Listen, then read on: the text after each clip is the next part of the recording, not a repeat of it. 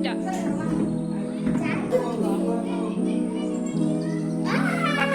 ಬಾ.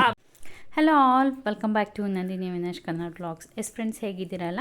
I hope ಎಲ್ಲ ಚೆನ್ನಾಗಿದ್ದೀರಾ ಅಂತ ಅಂದ್ಕೊಳ್ತೀನಿ. ಇವತ್ತು ಒಂದು ರೆಸಿಪಿ ಜೊತೆಗೆ ನಾನು ವಿಡಿಯೋ ಸ್ಟಾರ್ಟ್ ಮಾಡೋಣ. ಇವತ್ತು ನೈಟ್ ಡಿನ್ನರ್ಗೆ ಮಶ್ರೂಮ್ ಪೆಪ್ಪರ್ ಫ್ರೈ ಮಾಡ್ಕೊತಾ ಇದ್ದೀನಿ. ಸೊ ಬನ್ನಿ ರೆಸಿಪಿ ಶೇರ್ ಮಾಡ್ತೀನಿ. ಇಲ್ಲಿ ನಾನು 2 ಟೇಬಲ್ ಸ್ಪೂನ್ ಎಣ್ಣೆ ಹಾಕಿಬಿಟ್ಟು ಅದಕ್ಕೆ 2 ಹಸಿಮೆಣಸಿನ್ಕಾಯಿ ಸೀಳು ಹಾಕ್ಕೊಂಡೆ. ಖಾರ ಜಾಸ್ತಿ ತಿಂತೀವಿ ಅನ್ನೋ ಹಂಗಿದ್ರೆ ಇನ್ನೊಂದೆರಡು ಹಾಕ್ಕೊಳ್ಳಿ. ಹಾಗೆ ಇಲ್ಲಿ ಒಂದು ದೊಡ್ಡ ಈರುಳ್ಳಿನ ಉದ್ದುದ ಕಟ್ ಮಾಡಿ ಹಾಕಿ ಸ್ವಲ್ಪ ಅರಿಶಿನ ಪುಡಿ ಹಾಕಿ ಫ್ರೈ ಮಾಡಿಕೊಂಡೆ.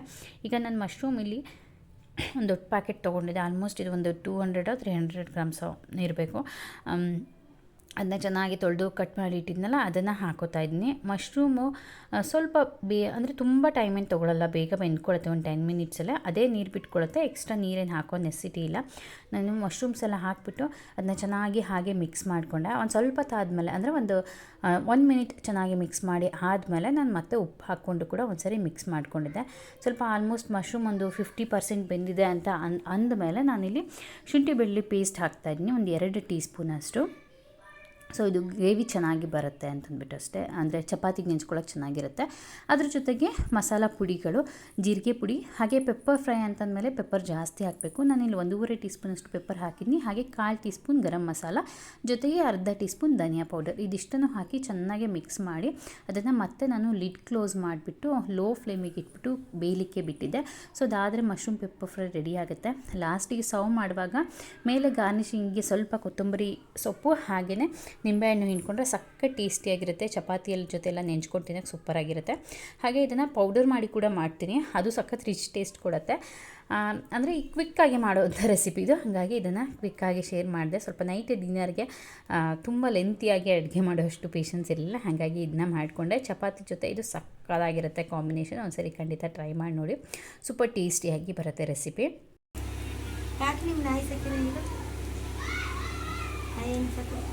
ಸುಮ್ಮನೆ ಚಂದಕ್ಕೆ ಹೆಚ್ಚಾದ್ಮೇಲೆ ನಾಯಿನೇ ತಕ್ಕದ್, ಮತ್ತೆ ಎಲ್ಲ ಮನುಷ್ಯರು ಅಷ್ಟೇ, ಮತ್ತೆ ಹೆಚ್ಚಾದ್ಮೇಲೆ ನಾಯಿನೇ ಬರೋದು. ಲಾಸ್ಟಿಗೆ ನೋಡ್ಲಿಕ್ಕಿದೆ ಎಲ್ಲಾನು ನೋಡು, ಹೆಚ್ಚಾದ ನಾಯಿನೇ ಬರೋದು. ನಾನು ಸುಮಾರು ಜನ ಮನೆಗೆ ನೋಡಿದೀನಿ, ಮನುಷ್ಯನಿಗೆ ಯಾವಾಗ ಹೆಚ್ಚಾಗ್ತಾ ನಾಯಿ ಬರ್ತದೆ. ನಾಯಿ ಆಮೆ ಬಂದೋಯ್ತು, ಈಗ ನಾಯಿ ಬಂತು, ಬೆಕ್ ಬಂದೋಯ್ತು, ಆಮೇಲೆ ಆಮೆ ಬಂತು, ಆಮೇಲೆ ಫ್ರೆಂಡ್ಸ್, ಸೊ ಒಂದು ಫನ್ನಿ ಕಾನ್ವರ್ಸೇಷನ್ ನಡೀತಿತ್ತು. ಸುಮ್ಮನೆ ಹಾಗೆ ರಾ ಕ್ಲಿಪ್ಪಿಂಗ್ ಹಾಕಿದೆ. ನಮ್ಮ ಚಿಕ್ಕಮ್ಮ ಸ್ವಲ್ಪ ಕಾಮಿಡಿ ಮಾಡೋದು ಜಾಸ್ತಿ, ಹಾಗಾಗಿಬಿಟ್ಟು ನಮ್ಮ ಕೊನೆ ಚಿಕ್ಕಮ್ಮ ಕೇಳಿದಾಗ ಹಾಗೆ ಕಾಮಿಡಿಯಾಗಿ ಹೇಳ್ತಾಯಿದ್ರು ಅಷ್ಟೇ. ಸೊ ಯಾರು ಅದನ್ನ ದಯವಿಟ್ಟು ಸೀರಿಯಸ್ಸಾಗಿ ತೊಗೊಂಡು ಏನು ಕಾಮೆಂಟ್ ಮಾಡೋಕ್ಕೆ ಹೋಗ್ಬೇಡ್ರಿ, ಓಕೆನಾ? ಸೊ ಇದು ಬಂದುಬಿಟ್ಟು ಸಿಡ್ಸ್ದು ಪಪ್ಪಿ, ನಮ್ಮ ಚಿಕ್ಕಮ್ಮ ತೊಗೊಂಡಿರೋದು, ಬಳ್ಳಾರಿ ಚಿಕ್ಕಮ್ಮ. ಸೊ ಅಲ್ಲಿಂದ ಇಲ್ಲಿಗೆ ತಂದಿದ್ದಾರೆ. ಇದು ಜಸ್ಟ್ 40 ಡೇಸ್ದು ಇದು ಪಪ್ಪಿ, ತುಂಬ ರೇರ್ ಕಲರು.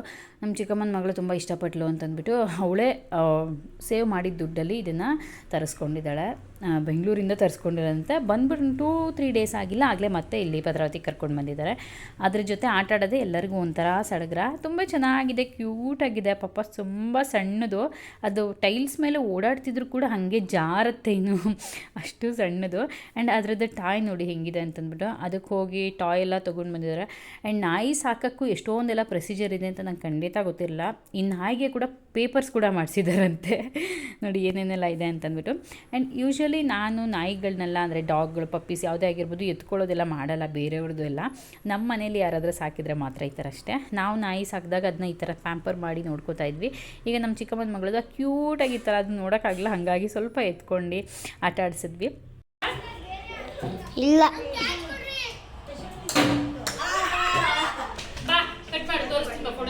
ಬಾರ್ದು ಪುಟ್ಟ,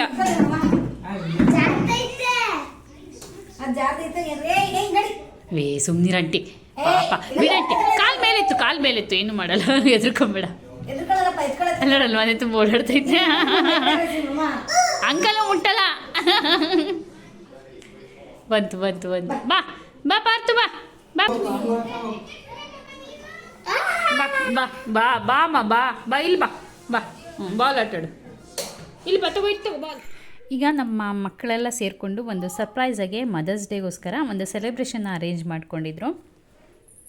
ಅವರೆಲ್ಲರೂ ಅವ್ರ ಪಾಕೆಟ್ ಮನಿ ದುಡ್ಡಲ್ಲಿ ಒಂದು ಕೇಕ್ನ ತೊಗೊಂಡು ಬಂದು, ಸ್ವಲ್ಪ ಚಿಪ್ಸು, ಆಮೇಲೆ ಕೂಲ್ ಡ್ರಿಂಕ್ಸ್ ಎಲ್ಲ ತೊಗೊಂಬಂದು, ಸೊ ಬನ್ನಿ ಮದರ್ಸ್ ಡೇ ಸೆಲೆಬ್ರೇಟ್ ಮಾಡೋಣ ಅಂತಂದ್ಬಿಟ್ಟು ಈ ಥರ ಎಲ್ಲ ಅರೇಂಜ್ಮೆಂಟ್ ಮಾಡಿದ್ದಾರೆ. ಸೊ ಎಲ್ಲರಿಗೂ ತುಂಬ ಖುಷಿ. ಆ್ಯಂಡ್ ನಾನು ಈ ವಿಡಿಯೋ ಮಾಡುವಾಗ ನಾವೆಲ್ಲ ಹೆಂಗಿದ್ವಿ ಹಾಗೆ ವಿಡಿಯೋ ಮಾಡ್ತಾಯಿದ್ನಿ.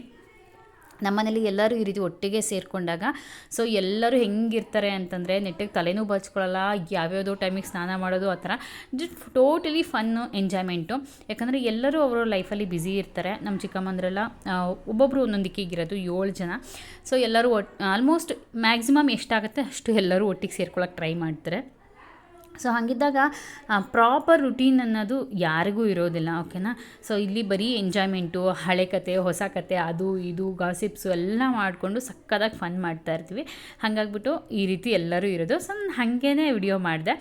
ನಮ್ಮ ಆಂಟಿ ಹಿಂಗೆ ಇರಲಿ ಬಿಡು ನ್ಯಾಚುರಲ್ ಆಗಿ ಅಂತ ಅಂದರು. ಇಲ್ಲಿ ನಮ್ಮಮ್ಮ, ನಮ್ಮ ಚಿಕ್ಕಮ್ಮಂದ್ರು 3 ಜನ ಎಲ್ಲ ಇದ್ದಾರೆ, ಇನ್ನೂ 3 ಜನ ಮಿಸ್ಸಿಂಗು. ಓಕೆ, ನಾನು ಒಬ್ಬಳು ಕೂಡ ಇವ್ರ ಜೊತೆಗೆ ಜಾಯ್ನ್ ಆಗಿದ್ದು.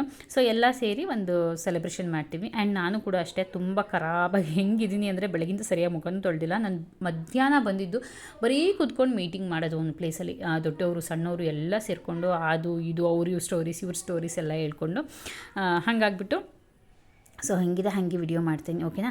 ಆ್ಯಂಡ್ ನಾನು ಎಲ್ಲರೂ ಒಟ್ಟಿಗೆ ಸೇರಿದಾಗ ಯಾವಾಗಲೂ ವಿಡಿಯೋ ಮಾಡೋಣ ಅಂತ ಅನ್ಕೊತಾನೆ ಇರ್ತೀನಿ, ಅದು ಆಗ್ತಾನೆ ಇಲ್ಲ. ನೋಡೋಣ ಇನ್ ಫ್ಯೂಚರ್ ಅಂದರೆ ಇನ್ನು ಮುಂದೆ ಯಾವಾಗಾದರೂ ಒಂದು ಒಳ್ಳೆ ಇವೆಂಟಿಗೆ ಎಲ್ಲರೂ ಚೆನ್ನಾಗಿ ಡ್ರೆಸ್ಅಪ್ ಆದಾಗ ಒಂದು ವಿಡಿಯೋನ ಮಾಡ್ತೀನಿ, ಓಕೆನಾ.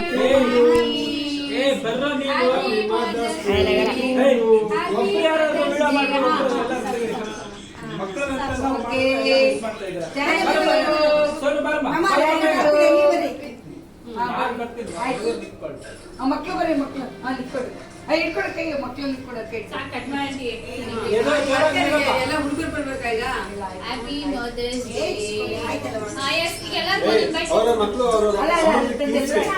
ಯಾರು ತಕ್ಕೊಡ್ತೀರಾ? ಅದೇ ಹಿಂಗೆ ಮಾಡ್ತೀಯ, ಚೆನ್ನಾಗಿ ಬರ್ತೈತಲ್ಲ.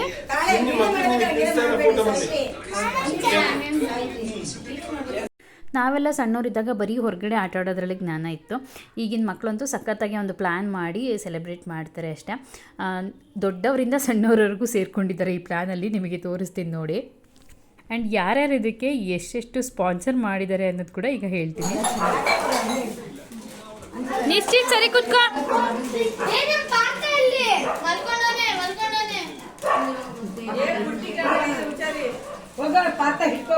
ಲಿಖಿತ್ ಲಿಖಿತ್ ಸುಮ್ಮನೆ ಲಿಖಿತ್ ತಾಳ್ ಯಾರ್ಯಾರು ಎಷ್ಟು ದುಡ್ಡು ಹಾಕಿದ್ರಮ್ಮ ಕೇಕಿಗೆ? 100 ರೂಪಾಯಿ. ನೀನ್ ಲಿಖಿತ್ 100 ರೂಪಾಯಿ. ಮೇಘ ಎಷ್ಟಾಗ್ದೆ ಕೇಕಿಗೆ? 100.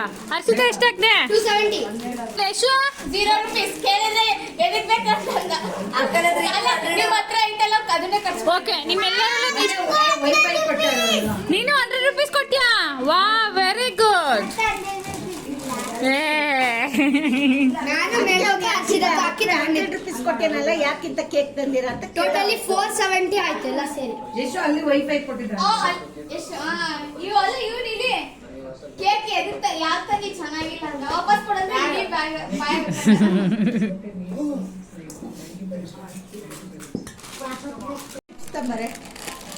ಯಾವ ಚಿಪ್ಸ್ ಅಂಟಿ?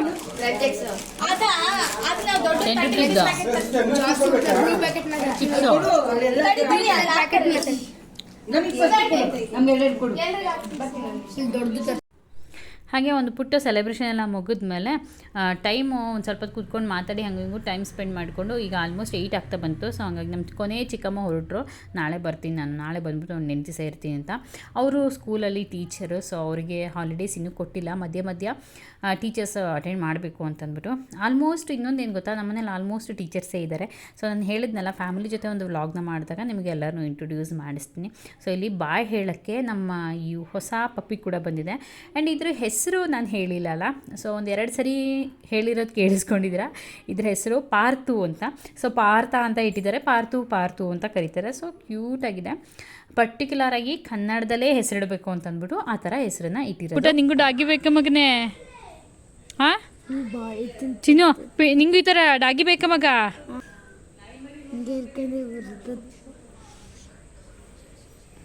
ಹಾಗೆ ನಾವು ಕೂಡ ಹೊರಡೋ ಟೈಮ್ ಬಂತು. ಸೊ ಫೈನಲಿ ಹೊರಟ್ವಿ. ನೋಡಿ ಮಧ್ಯಾಹ್ನದಿಂದ ಮುಖ ತೊಳೆದಲ್ಲ ಹೆಂಗಾಗಿದೆ ಮುಖ ಎಲ್ಲ ಅಂತಂದ್ಬಿಟ್ಟು. ಆ್ಯಂಡ್ ಹೇರ್ಸ್ ಕೂಡ ನಂದು ತುಂಬ ಹಾಳಾಗಿದೆ.